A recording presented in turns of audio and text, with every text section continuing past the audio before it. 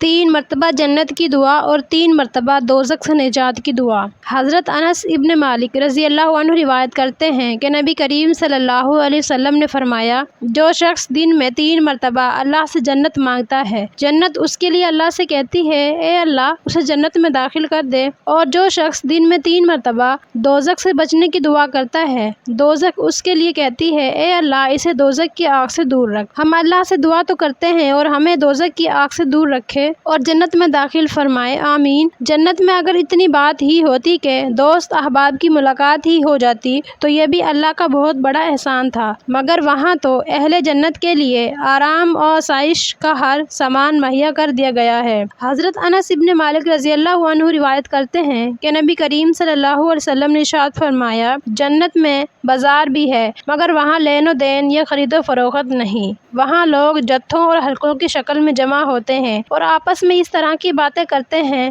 دنیا کیسی تھی، وہاں کس طرح لوگ اللہ کی عبادت میں مصروف رہتے تھے، وہاں غریب کس طرح زندگی گزارتے تھے اور مالدار لوگ کس طرح رہتے تھے، موت کے وقت کیا دشواریاں پیش آئی اور ہم کن مشکلات سے گزر کر جنت تک پہنچے۔